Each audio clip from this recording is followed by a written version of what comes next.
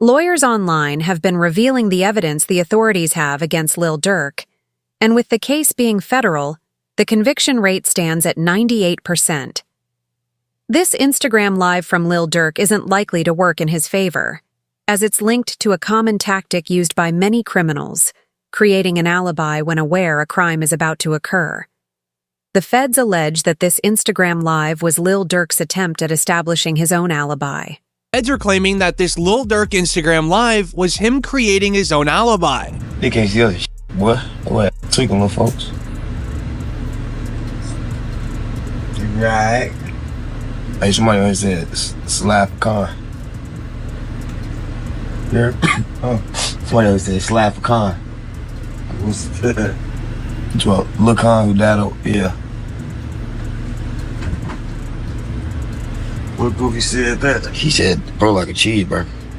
Ain't nothing cheesy over here. Stupid little boy. This is real water. Y'all jewels be y'all over for real.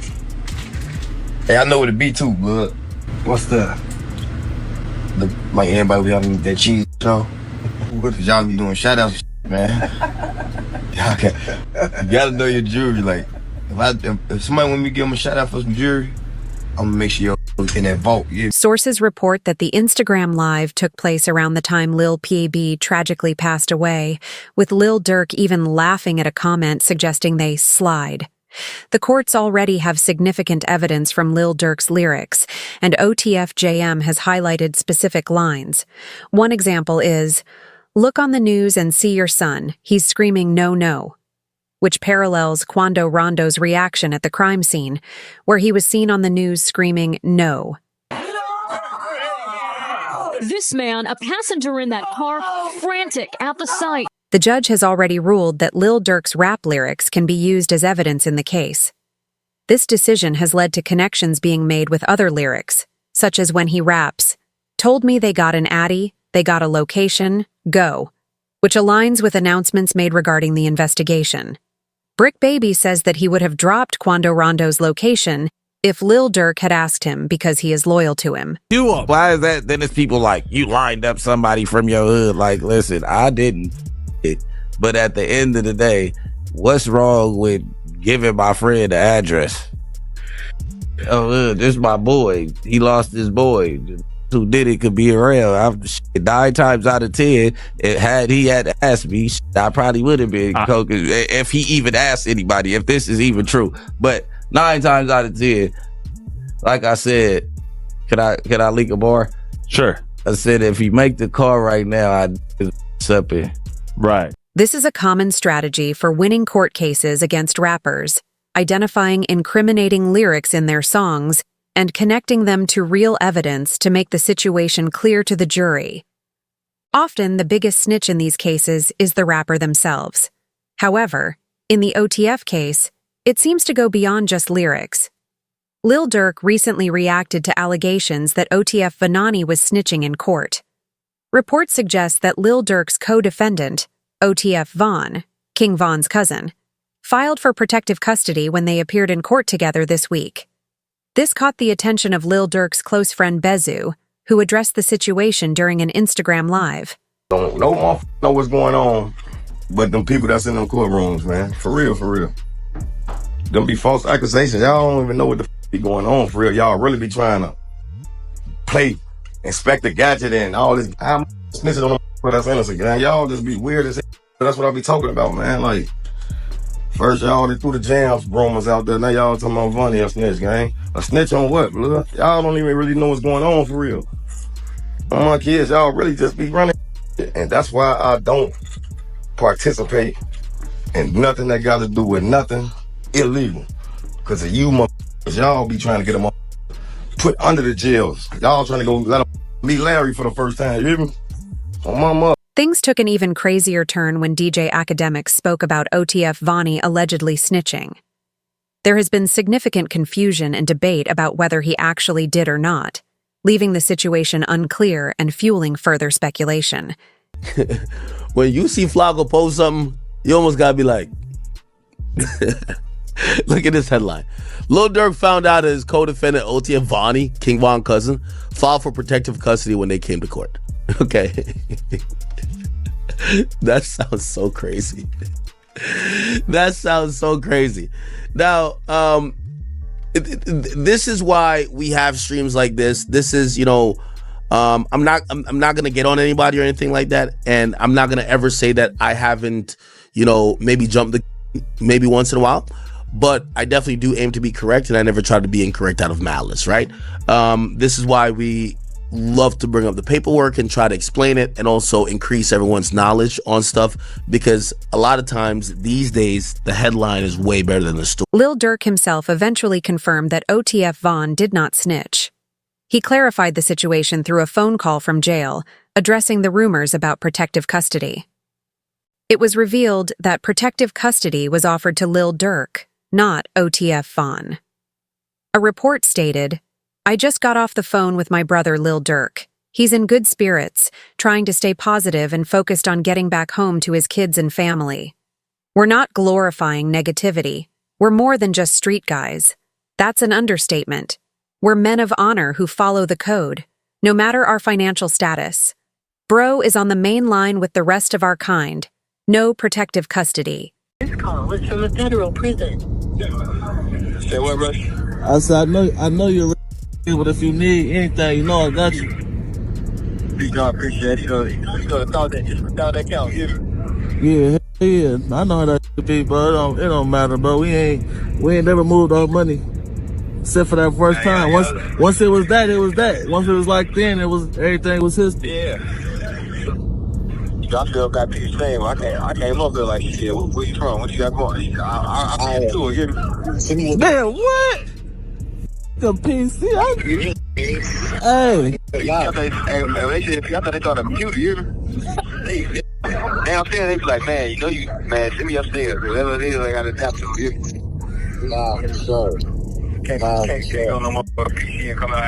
Lil Durk couldn't openly state that OTF Vonnie declined protective custody, so he addressed it in a more strategic way. However, DJ Academics criticized this approach, claiming that the phone call was a major misstep.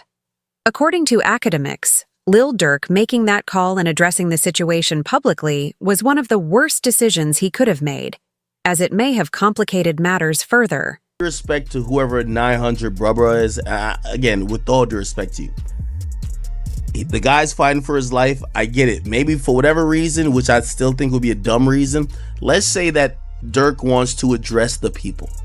You know how you put this out? You say, yo, Durk, we on. You let him say what he's saying to the public, and you cut it off. We don't need to hear y'all back and forth, because a lot of this audio kind of feels like maybe this wasn't how Durk wanted to first communicate with everybody in the world. Anything he does is gonna go viral. Having a conversation about, even if you think it's in good faith, yo, we don't move off money, nah, blah blah blah. It don't sound right. It don't sound right, bro. In reality, it's been Lil Durk's lawyers trying to get him transferred to a lower security jail for peace of mind, often referred to as a celebrity jail.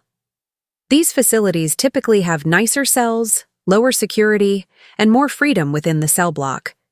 However, this situation mirrors what Charleston White recently said about YNW Melly, who also faces harsh conditions in his jail cell.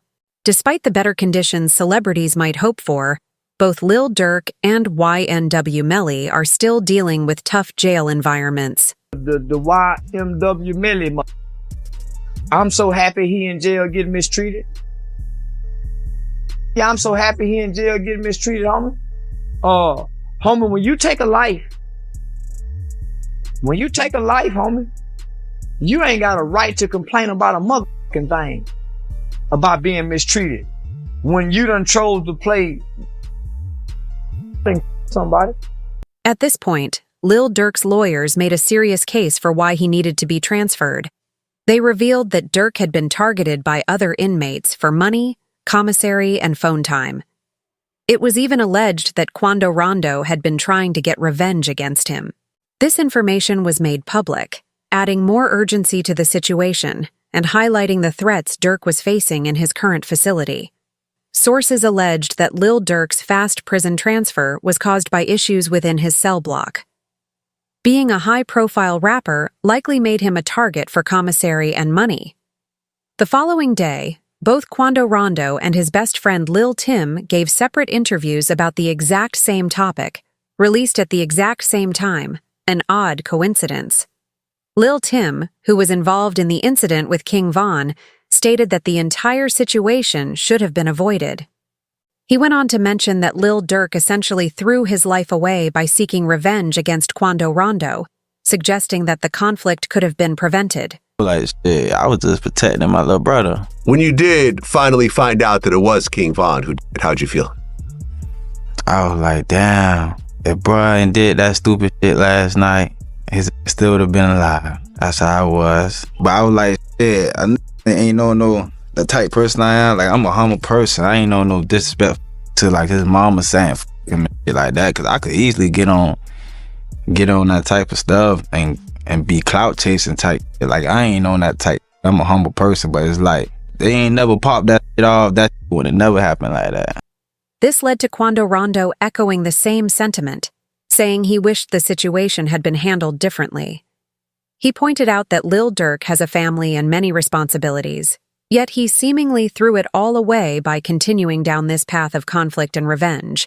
Whoever on my side, they got kids and a mama that 100% love them. And at the end of the day, bro, all this bull that we talking about is stupid. That could have been handled a totally different way. It could have been handled to the point where a song and $3-4 million could have came out or whatever. Like, it could have got handled in a legit way, in a music way. The revenge from Quando Rondo is a direct product of the news that the Lil Durk OTF case is starting to see its first pieces of evidence in court. Rumors from around the court reveal there is footage of OTF Jam recording the planning process of OTF catching Quando Rondo's crew, meaning this was a direct target hit towards Quando Rondo's best friend. OTF Jam provided prosecutors with footage showing OTF Voney jewelry shopping with King Von and the other two suspects, D and Boogie. Since they all knew King Von, it's likely they were also in touch with Lil Durk. Solitary stone. We just looked at him. Let's go over there. Boss, you good? My boy. Let's go. They got real in here, man, because he just stepped in. The money man stepped in. Since Lil Durk and the others were close friends with King Von, they would be the main ones seeking revenge for him. However, the situation takes a darker turn. The latest court update reads, the feds believe that Lil Durk paid to have two people dealt with. Number 1, Stephen Mack, who allegedly got Lil Durk's brother D-Thing.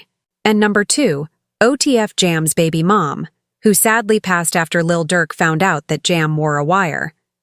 The feds think OTF Jam is the key to putting Lil Durk in jail for all 3 crimes. It was during this Instagram live that Lil Durk noticed OTF Jam was wearing a wire. In the video, Jam can be seen holding the top of his jacket and whispering into it, checking to see if everything was connected.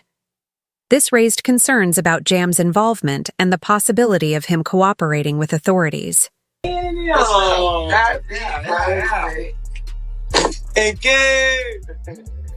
gonna lie, my whole dream changed. I ain't gonna lie, feeling like back in the day. Oh my! Oh dang! I'm like, you said, he took out. Check on your man, let you got his I ain't gonna lie, man. Hey, when I was growing up, I never happened to dare. Architect. What happened to who? What happened to dare? School's ass all the time. All that whooping on the net, it got your man sitting. Metro! This could potentially add more charges to Lil Durk, as he wasn't going to let Jam snitch on all of his lyrics. An alleged report read that Durk was aware of Jam's actions and the possible consequences, which might have led to further complications in the case. OTF. Jam was allegedly found by OTF members hiding out in a crib outside of Atlanta. Sources claim that Jam was dealt a punishment for snitching on OTF owner Lil Durk. Allegedly, there's a photo showing a scene outside a house where Jam was staying. Since Jam was found to be snitching, he has remained silent, and no one has heard from him since. This was just the beginning of complications. Brick Baby also spoke publicly, emphasizing that you can never say Lil Durk never slid because they eventually caught Lil PAB. Once Lil Durk was arrested, Brick Baby was on a live stream and was forced to watch an old interview where he had made statements, creating an awkward situation. It seems that this could have drawn federal attention to Lil Durk's name. It's just said, 5 something Chicago gang members with ties to Lil Durk OTF accused of being hired to unalive Quando Rondo in the LA incidents where Lil Pop was unalive. Suspects faced the penalty if convicted. He said indictment alleged that flights and rental cars were paid with credit cards linked to OTF. But was this an attempted hit? Or Can't say that no more. Then they put you as Why? Oh yeah, because of your face. Wait, no. Like you died. You can't say that no more. Oh, because of FBG Cash. Flacco talking about Oh, federal charges in California? Nah, because Lil Pop. So this is about the. Oh, what's that? But I'm just saying, they just say you can't say that no more.